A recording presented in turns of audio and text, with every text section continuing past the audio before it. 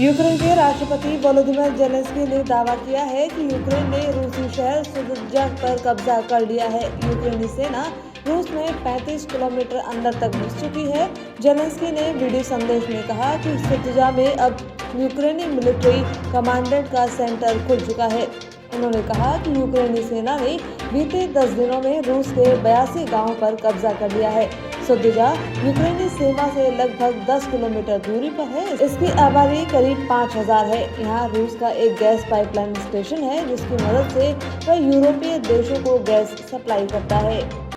पूर्व प्रधानमंत्री और भारत रत्न से सम्मानित अटल बिहारी वाजपेयी की आज 6वीं पुण्यतिथि है। इस अवसर पर प्रधानमंत्री नरेंद्र मोदी, राष्ट्रपति द्रौपदी मुर्मू, उपराष्ट्रपति जगदीप धनखड़ और लोकसभा अध्यक्ष ओम बिरला सहित राष्ट्रीय राजधानी स्थित सदैव अटल पर कई नेताओं ने पूर्व प्रधानमंत्री को श्रद्धांजलि अर्पित की।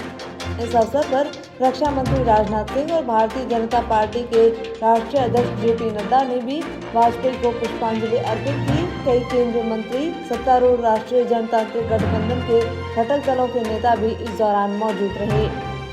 भारतीय अंतरिक्ष अनुसंधान संगठन इसरो ने आज सुबह 9:17 पर श्रीहरिकोटा के सतीश धवन स्पेस स्टेशन से SSLV-D3 रॉकेट को लॉन्च कर दिया। इस मिशन के तहत देश का नया अर्थ ऑब्जर्वेशन सैटेलाइट EOS-8 और एक छोटा सैटेलाइट SR-0 डेमोसैट को लॉन्च कर दिया। ये दोनों सैटेलाइट्स पृथ्वी से 475 किलोमीटर की ऊंचाई पर स्थित गोलाकार कक्षा में स्थापित किए जाएंगे। यह एक अर्थ ऑब्जर्वेशन सैटेलाइट है, जिसका मकसद धरती की सतह की निगरानी करना और अहम डेटा एकत्रित करना है। यह कृषि, वन्य जीवन की निगरानी, जल संसाधन प्रबंधन और आपदा प्रबंधन जैसे महत्वपूर्ण गतिविधियों में मदद करेगा।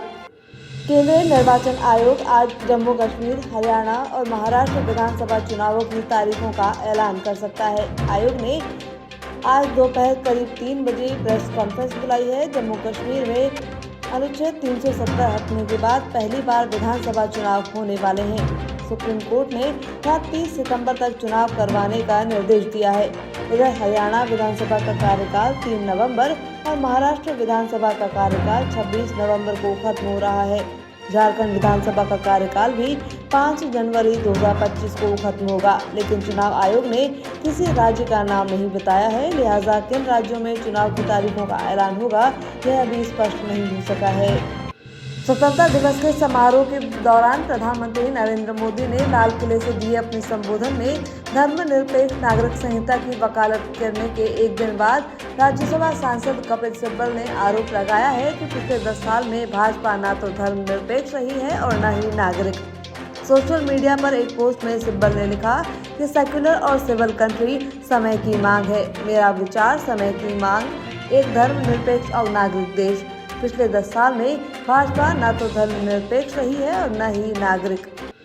दिल्ली के पूर्व डिप्टी सीएम मनीष सिसोदिया ने सीएम अरविंद केजरीवाल को जन्मदिन की बधाई देते हुए उन्हें देशभक्त और क्रांतिकारी नेता कहा है। सोशल मीडिया पोस्ट में सिसोदिया ने लिखा कि देश में चल रही तानाशाही के खिलाफ सबसे कठिन लड़ाई लड़ने वाले मेरे प्रिय मित्र और राजनीतिक गुरु को जन्मदिन की हार्दिक शुभकामनाएं।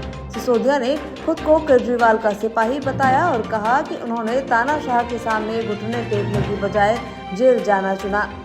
देश का लोकतंत्र अरविंद केजरीवाल के रूप में कैद है। इधर सिसोदिया दिल्ली की जनता से मिलने के लिए आज से पैदल मार्च शुरू करेंगे। वे दिल्ली की सभी 17 विधानसभा क्षेत्रों में जाएंगे। पार्टी का कहना है कि वे जनता को भाजपा का प्रोपेगेंडा बताएंगे। राजस्थान के अलवर स्थित खैरतल सरिस्का टाइगर रिजर्व से एक बार फिर टाइगर ST-2303 बाहर आ गया है। बाहर आते ही टाइगर ने मुंडावर उपखंड के समीपवर्ती गांव में 5 युवकों पर हमला कर दिया। हमले के दौरान बाइक की रोशनी पड़ते ही पहले टाइगर भाग गया और युवक की जान बची। इसके बाद उसने युवकों पर हमला कर दिया। टाइगर के कारण दरबारपुर, अहीर, भगोला और बासली सहित आसपास के क्षेत्रों में ग्रामीणों में दहशत है। दरबारपुर के स्कूलों में भी छुट्टी घोषित कर दी गई है। इसी टाइगर ने 7 महीने पहले कोट कासिम क्षेत्र में एक किसान पर हमला किया था, जिसमें 2 वनकर्मी घायल हुए थे। सुबह करीब 10 बजे टाइगर के पगमार्क दरबारपुर गांव में देखे गए। कोटा के उद्योग नगर थाना क्षेत्र में प्रेमनगर सेकंड में 11 केवी की विद्युत लाइन की चपेट में आने से एक युवक की मौत हो गई। मृतक के शव को एमबीएस अस्पताल की मोर्चरी में रखवाया गया है। जानकारी के अनुसार प्रेमनगर ड्यूटी में पारेता किराना स्टोर के सामने गली में 11 केवी विद्युत लाइन का तार टूटने से करंट की चपेट में आने से युवक बंटी बैरवा की मौत हो गई। मकान मालिक जगदीश मीणा के मकान में वह 1 महीने पहले ही किराएदार के रूप में रहने आया था। वहीं युवक के करंट की चपेट में आने के बाद स्थानीय लोगों ने वहां हंगामा कर दिया, जिसको देखते हुए उद्योग नगर थाना पुलिस का जाब्ता मौके पर पहुंचा और किसी तरह मामला शांत करवाया। करौली के हिंडौन सिटी स्थित ग्राम पंचायत बझेड़ा में बने एनीकट को क्षेत्र के कुछ दबंग लोग जबरन तोड़ने पर उतारू हो रहे हैं। ऐसे में एनीकट को नहीं तोड़ने को लेकर रात भर सैकड़ों ग्रामीणों ने जमकर विरोध किया। ग्रामीणों का कहना है कि एनीकट तोड़ने से सिंघान गांव में निचले स्तर पर बस रहे कई परिवार पानी में डूब जाएंगे। इसे लेकर ग्रामीणों में विवाद की स्थिति बन गई है। ग्रामीणों ने मांग करते हुए कहा कि एनीकट को नहीं तोड़ा जाए और एनीकट में पाइप डालकर लगातार पानी की निकासी की जा रही है, जिससे किसी प्रकार की जनहानि नहीं हो। एनीकट में पानी की आवक से क्षेत्र के सूखे कुएं जहां सरचार्ज होंगे, जिसका फायदा किसानों को मिल सकेगा।